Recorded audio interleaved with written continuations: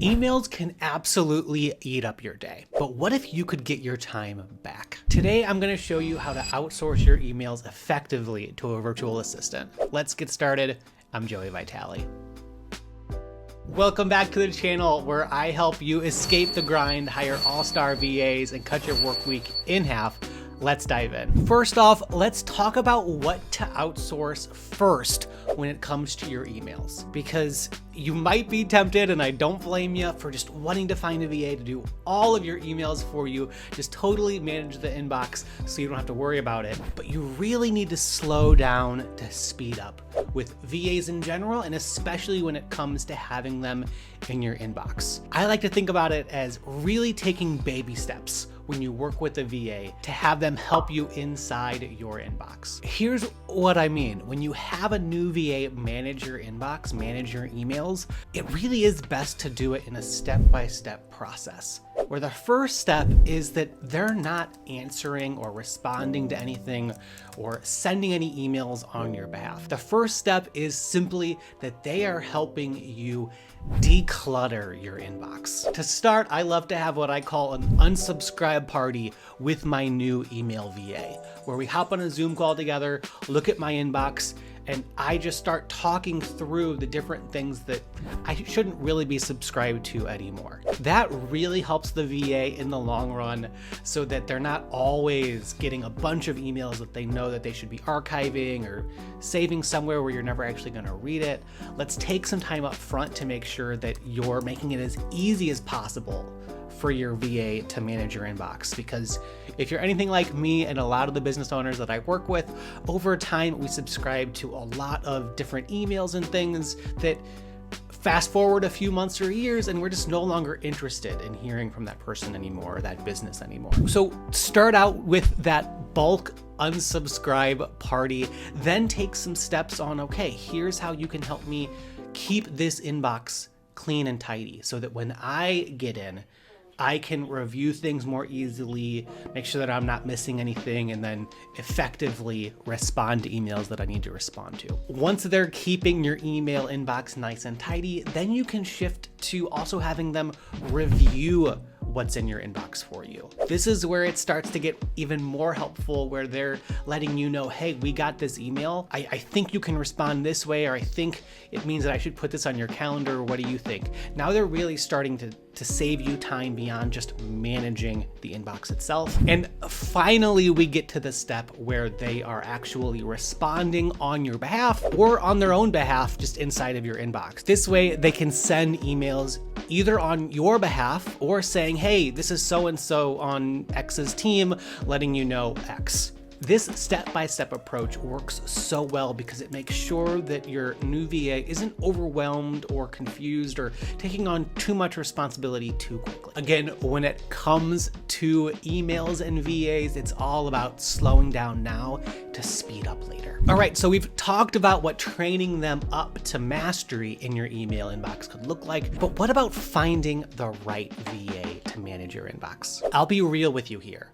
There is a time and place for bringing on a VA that has a more specific skill set and background with what you want them to do. But when it comes to finding someone to manage your emails, I wouldn't worry too much about them having a strong background in managing someone else's emails. The key here is just finding someone with a really strong attention to detail. So as you're putting out job postings, qualifying candidates, the main thing that you want to look for in the application process, in the interviews, is do they seem to have a really strong attention to detail? If so, then chances are within 30 to 90 days, you can be training them up into mastery in managing your inbox for you. By the way, to make this all easier for you, I've put together a free Master Your Inbox mini course. This is a really comprehensive mini course that shows you and your VA how you can get to inbox zero in your business. All right, now let's talk about the different tools and software that you can use to really make email a breeze for you and your new VA. Now, I might have an unpopular opinion here because there are more and more apps out there that can help you create a shared inbox or that kind of replace your Gmail or your Outlook.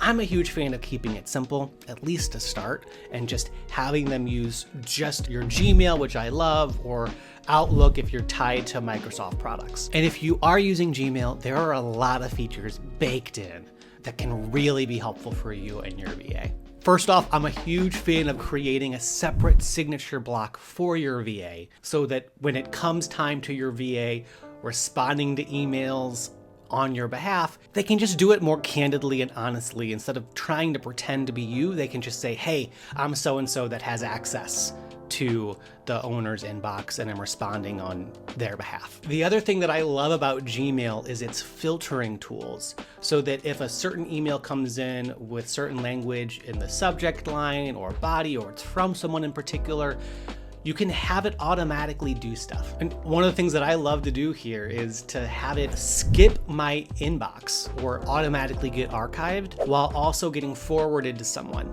So the way that we run our business, there are certain emails that I receive that I only receive because of the way that we've set up certain systems and processes. And every time we get an email from that account, really someone else on my team should be seeing it.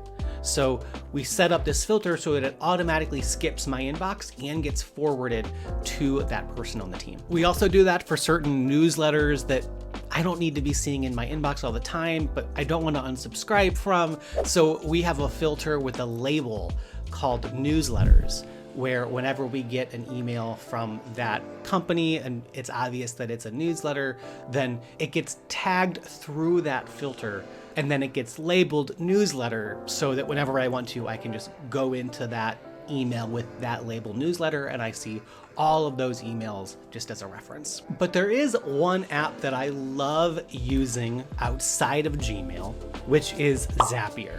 And there's a ton of stuff that we can do to automate things when we use Zapier on top of our email service. But my favorite thing to do on this is to set up Zapier to integrate with our Slack channel. We do this because we have a lot of accounts out there where we have shared access to accounts and we have two-factor authentication turned on, so that when someone tries to log in, a confirmation code gets emailed to me or to someone else on the team. We really rely on Zapier here so that when we receive those confirmation code emails, it automatically gets sent to Slack in a specific channel that we've created of, hey, for anybody who's trying to get into this app, here's the confirmation code. And then whatever teammates that need access to those types of things all have access to that channel inside Slack. Very, very helpful. The last thing I want to talk about here is monitoring and feedback, because we just can't expect perfection when we start outsourcing our emails. And it's so tricky, not because the VA isn't good, but because so much of how we manage our email is tough for us to explain. When I go through my own inbox and try and figure out what to do with certain emails, it's hard for me to even put into words where exactly my brain is going when I'm deciding what to do with things.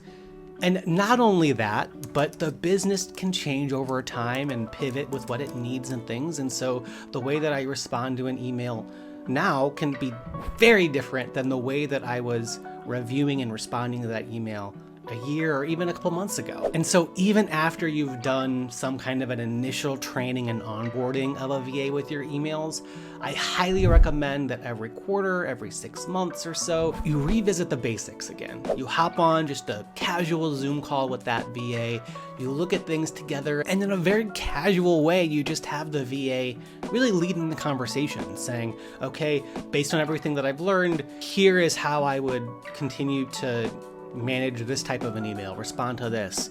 Is that sounding right? And you can say, actually, no, now that I think about it more, I kind of do it this way, or here's a new set of emails that I've subscribed to since we last threw an unsubscribe party that we really can unsubscribe from. The way that you are communicating in your email inbox does evolve over time, and so you want to make sure that you're communicating that to your VA as things shift, instead of having them stuck in whenever they initially did the training and mastery with you. I'll go deeper on this topic and include other tools that will help you escape the grind, hire all-star VAs, and cut your work week in half. Now, if you want to continue learning more about outsourcing, then click the video that's on the screen now.